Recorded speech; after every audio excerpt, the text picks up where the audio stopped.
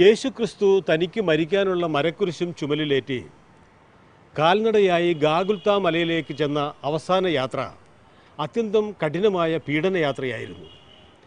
ആ യാത്രയെ അതേപടി ഈ കഴിഞ്ഞ ദുഃഖവെള്ളിയാഴ്ച ദിവസം ചങ്ങനാശ്ശേരിയിലെ ഈര ലൂർദ് മാതാപ്പള്ളിയുടെ നേതൃത്വത്തിൽ അവതരിപ്പിച്ചു.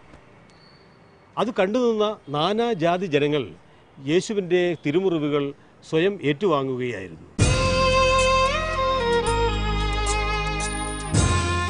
ചങ്ങനാശ്ശേരിയിൽ നിന്നും കോട്ടയത്തേക്കുള്ള പ്രധാന പാതയിൽ കുറിച്ചിക്കടുത്താണ് ഈര ലൂർദ് മാതാപ്പള്ളി. ദുഃഖവെള്ളിയാഴ്ച ദിവസം വൈകുന്നേരത്തോടെ വിശ്വാസികളും നാട്ടുകാരുമെല്ലാം ഒത്തുകൂടിയിരിക്കുകയാണ്. ഇവിടെ തീർത്തും വ്യത്യസ്തമായൊരു പീഠാനുഭവ യാത്ര തുടങ്ങുന്നു. പള്ളി വികാരി ഫാദർ ഷാജി തുമ്പേച്ചിറയിൽ ആണ് ഇങ്ങനെയൊരു യാത്രയെക്കുറിച്ചുള്ള ആശയം മുന്നോട്ട് വെച്ചത്.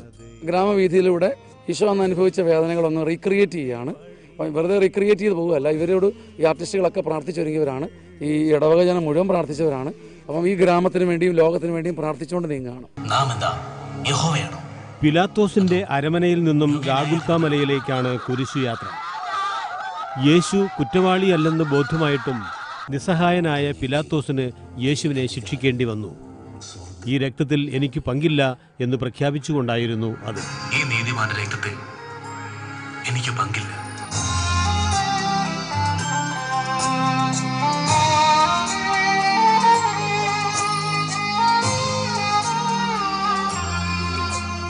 പിലാത്തോസിന്റെ അരമനയിൽ നിന്നുള്ള ഈ രംഗത്തോടെയാണ് കുരിശിന്റെ വഴിയുടെ തുടക്കം.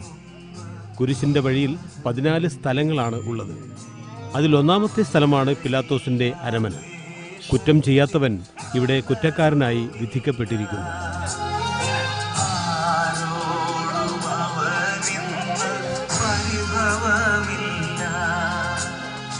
ഇതുപോലെ നമ്മയും മറ്റുള്ളവർ തെറ്റിദ്ധരിക്കുമ്പോഴും നമ്മോട് നിർദ്ദയമായി പെരുമാറുമ്പോഴും യേശുവിനെ പോലെ അതെല്ലാം സമചിത്തതയോടെ സഹിക്കുവാൻ നമുക്കും പ്രാപ്തി ഉണ്ടാവേണമേ എന്നാണ് പ്രാർത്ഥന.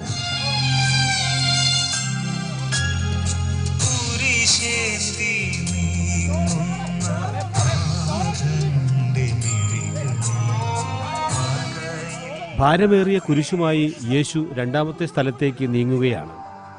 ആൾക്കൂട്ടത്തിലും യേശു ഏകാഗിയാണ്.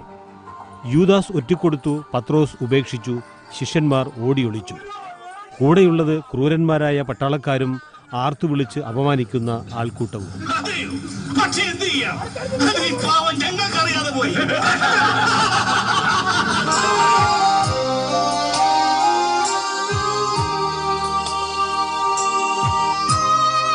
ക്ഷീണിച്ച ശരീരവും വിറയ്ക്കുന്ന കാലുകളുമായി നീങ്ങിയ യേശു മുട്ടുകുത്തി വീഴുന്നു. അപ്പോഴും പട്ടാളക്കാരുടെ ചാട്ടവാറടി.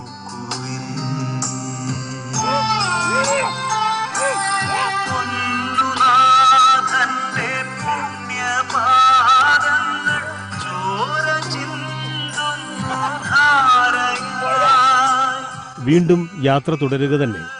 അപ്പോഴതാ പ്രിയപ്പെട്ട അമ്മ ഓടിയെത്തുന്നു. വിങ്ങിപ്പൊട്ടുന്ന 2 ഹൃദയങ്ങൾ.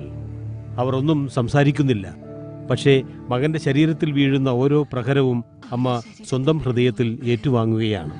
ഈ അമ്മ അറിയുന്നുണ്ട്, ഇതെല്ലാം വെറുതെയാണെന്നാണോ അമ്മ കരുതുന്നത്? ഈ ലോകത്തിന്റെ ശരിയാണ്. നിന്റെ വഴികൾ തെറ്റിപ്പോവില്ലെന്ന് എനിക്കറിയാം.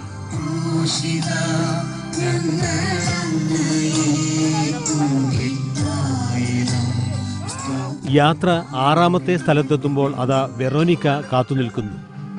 നിലത്തു തളർന്നിരിക്കുന്ന യേശുവിനടുത്തേക്ക് ജെറുസലേമിന്റെ ആ കാരുണ്യരൂപം നടന്നു ചെല്ലുന്നു. കയ്യിലെ തൂവാല കൊണ്ട് യേശുവിന്റെ മുഖത്തെ രക്തം വിനയപൂർവ്വം ഒപ്പിയെടുക്കുന്നു. അതാ യേശുവിന്റെ മുഖം ആ തൂവാലയിൽ പതിഞ്ഞിരിക്കുന്നു. ആ തൂവാല അവളുടെ ഹൃദയമാണ്.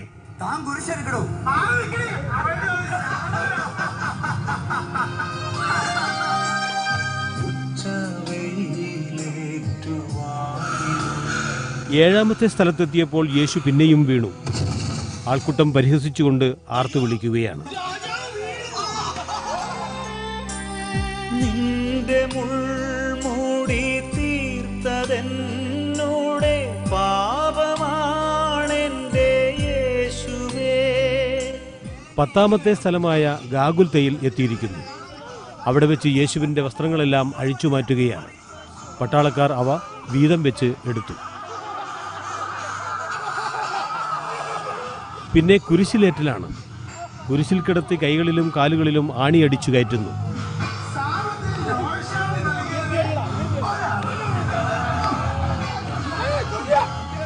യേശുവിൻ്റെ ഇരുവശത്തുമായി 2 കള്ളന്മാരെയും കുരിശിലേറ്റി.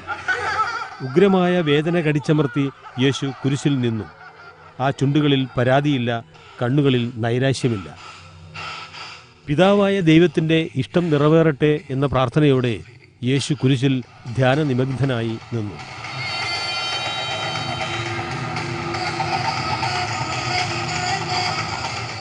ഒടുവിൽ മൃതദേഹം കുരിശിൽ നിന്ന് ഇറക്കി മാതാവിൻ്റെ മടിയിൽ കിടത്തി.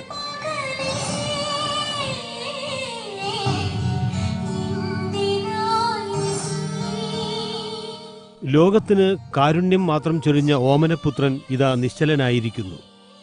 അമ്മയുടെ മടിയിൽ കിടന്നുകൊണ്ട് മൂകമായ ഭാഷയിൽ മകൻ അമ്മയോട് അന്ത്യയാത്ര പറഞ്ഞിരിക്കുന്നു. ആ അമ്മയുടെ സങ്കടം വിവരിക്കാൻ ആർക്കാണ് കഴിയുക?